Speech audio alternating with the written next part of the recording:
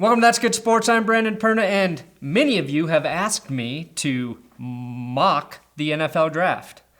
And mock I will, with a breakdown of the 10 best named players in this year's draft. These are guys with names so glorious that they too will become glorious NFL ballers. I have a small vocabulary for a host. This week, for some reason, Bleacher Report thought it would be a good idea to ask Warren Sapp for his thoughts on the projected number 1 pick, Myles Garrett.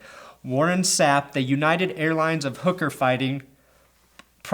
fighting. Prostitute sounds nicer than hooker, right? Anyway, Sapp, the first man to build a UFC ring in a brothel and former employee of the NFL, says Texas A&M defensive end Myles Garrett isn't worth the number 1 pick. Warren Sapp, your opinion isn't worth a publication in BuzzFeed. I'd rather hear what Aaron Hernandez's prison boyfriend has to say about Myles Garrett than fucking Warren Sapp. Mock Draft 2017.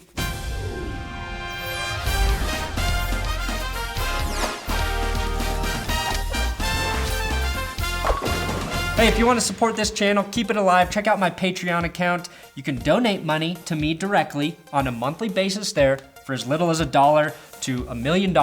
Whatever your parents have in their bank account, use that money to pay me. There's a link in the description if you want to contribute. Now, you thought the whole Warren Sapp hooker abusing reference was just random, right? Like I just wanted to take a cheap shot at Warren Sapp. Wrong. It's because with the last name like Sapp, he would not be in today's list. And because my number 10 under the radar best named player in this draft is Ohio State safety Malik Hooker. That's right, I'm a child. When I hear the word hooker, all I can think about is a backseat $40 blowjob. But fortunately for Malik, he's a hooker that doesn't suck. However, once he gets drafted, Roger Goodell will force him to change his last name to Escort because the NFL is a family-friendly league. Malik Escort. The number 9 best named player is Western Kentucky's guard Forrest Lamp. Forrest Gump came out in 1994 and, well, Forrest Lamp was born in 1994. Maybe his parents didn't see the movie. Run, Forrest, run! Which I find hard to believe because everybody fucking saw Forrest Gump.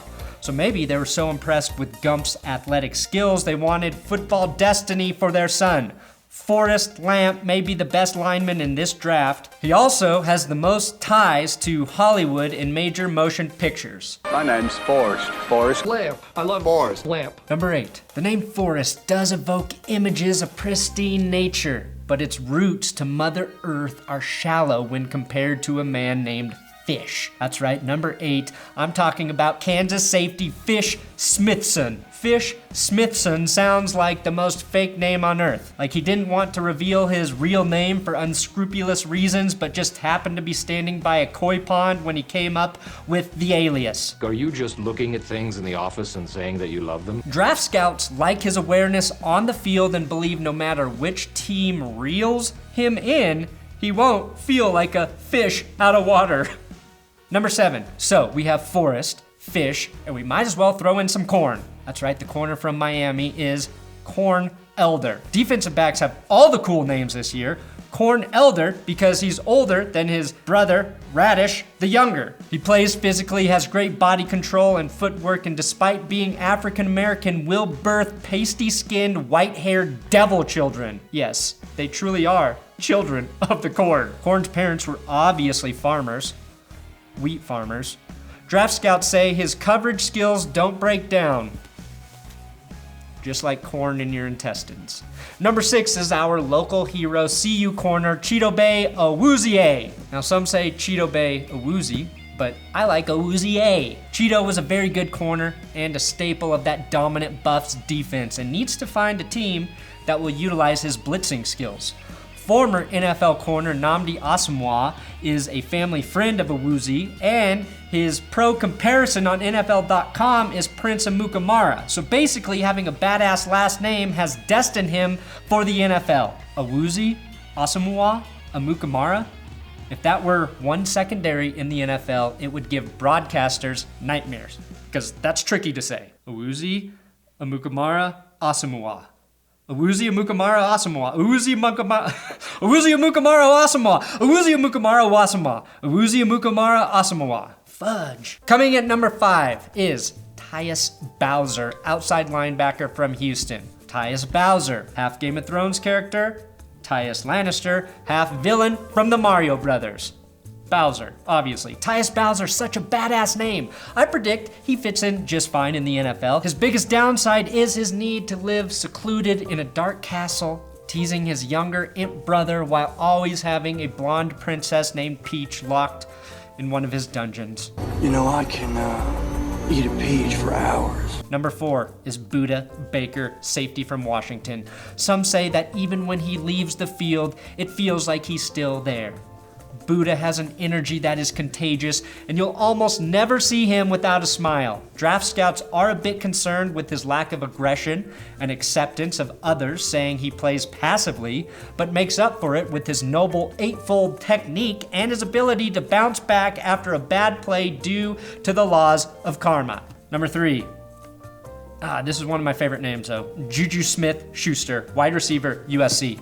Honestly, this could be number 1. JuJu Smith-Schuster sounds like a football player from the future where the game morphs into a combination of football, Tron, and Thunderdome. Based on his name alone, JuJu should be the number 1 receiver taken in the draft. Not only does he catch, but he likes to murder block opposing players like he's reliving his days in Thunderdome. Because he is from the future.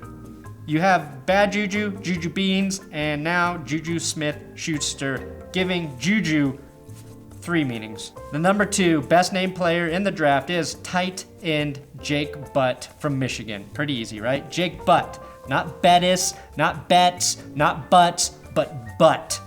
Singular. The best way to get through your childhood with a last name like Butt being the butt of all name jokes is to be bigger and stronger than all of the other kids. And at 6'6", I'm sure Jake Butt was. Jake's lucky I'm not his father because I would have named him Richard Butt, i.e. Dick Butt, which would have made me a bigger asshole than Dick Butkus's dad. He's also lucky his mom didn't hyphenate her maiden name with his father's. With a last name like Plug, that could have been terrible. Jake Butt Plug. And he certainly didn't do himself any favors by playing fucking tight end. Jake Butt's tight end. Jake Butt's tight end. Jake Butt tight end. It's redundant. And now we are coming to the winner. The number 1 name of the 2017 NFL Draft is obviously Taco Charlton from Michigan.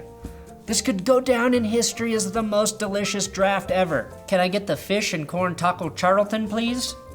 It's actually the healthiest thing on the menu at Chipotle now. Taco Charlton did say when he gets his first NFL sack, he has a dance already planned. And yes, it's called the Taco Carlton.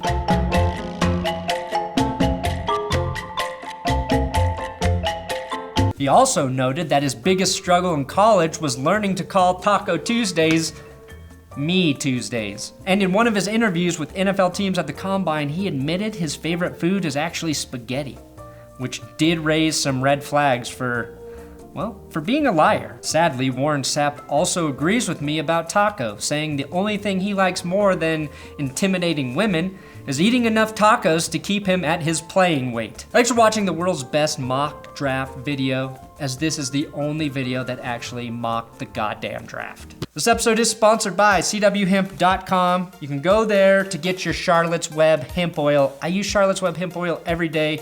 I take it at night. It's helped me sleep. I used it for my back when my back went out, and I'm using it for my brain because studies suggest that it can help reduce the chances of developing Alzheimer's disease. So if you want some, do a little research, CWHemp.com. Thanks for watching another episode of That's Good Sports. You got to subscribe here on YouTube for me. Please give me a subscription. Give me a follow on Twitter at Brandon Perna, Instagram, Brandon Perna. I like all of your social media follows. They really, like when I wake up in the morning and I think about not going into an office and not getting paid a salary, I do it because of the attention you give me.